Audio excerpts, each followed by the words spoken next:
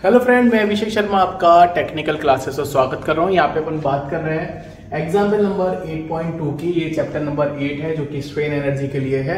तो देख लेते, प्रॉब्लम बहुत अच्छी है। An axial pull 20 kilo newton is suddenly applied. ये आपको पॉइंट ऑफ व्यू नोटेट करना है। यहाँ पे जो आपका लोड लगा है वो इम्पैक्ट लोड है या फिर सडनली लोड है।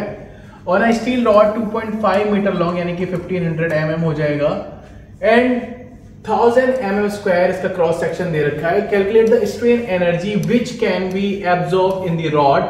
Take E is equal 200 giga pascal यानी कि 200 इंटू 10⁻³ मेगा पास्कल और न्यूटन पर mm स्क्वायर भी आप लिख सकते हो। तो सबसे पहले जो कंडीशन है जो उन्होंने यहाँ पे दे रखा है वो आपको नोट डाउन करना पड़ेगा गिवन डेटा की फॉर्म में कि आपको गिवन डेटा कितना दिया है। सबसे पहले आपको दिया है लोड के P की वैल्यू आपको दे रखी थी उसके केस में 20 किलो न्यूटन। तो 20 किलो न्यूटन मेरे पास यहाँ पे लोड आ गया। क्रॉस सेक्शन एरिया उन्होंने दे रखा था आपका 1000 mm स्क्वायर। तो 1000 mm स्क्वायर आ गया यहाँ पे क्रॉस सेक्शन एरिया। तो सबसे पहली बात आती है कि सडनली या फिर इम्पैक्ट लोड जो आपका लगता है उस केस में आपकी जो स्ट्रेस होती है यानी कि जो स्ट्रेस निकलती है वो 2 टाइम्स होती है आपकी नॉर्मल डायरेक्ट स्ट्रेस के। तो यहाँ पे जो 2 आप देख रहे हो वो आपके नॉर्मल डायरेक्ट स्ट्रेस के लिए फॉर्मूला है।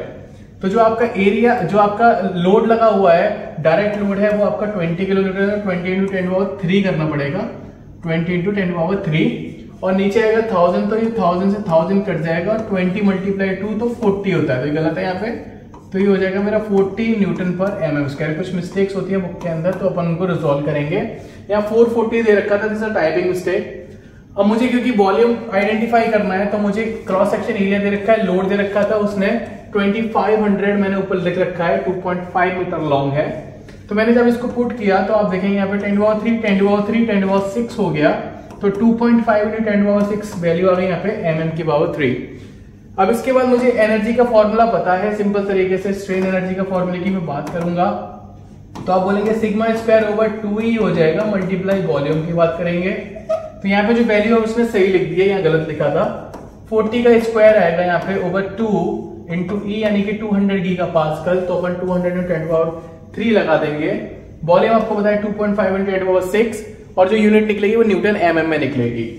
तो यहाँ पे जब मैंने इसको सॉल्व किया तो ये निकल गई 10 इंटू 10⁻³ न्यूटन mm। तो इस 10⁻³ को मैं न्यूटन से किलो न्यूटन में चेंज करूंगा तो 10 किलो न्यूटन mm आपकी वैल्यू आ जाएगी। तो ये बहुत सिंपल है प्रॉब्लम। अगर आपको समझ में आए तो प्लीज लाइक जरूर करना, शेयर जरूर करना। Thank you for watching guys, thank you so much.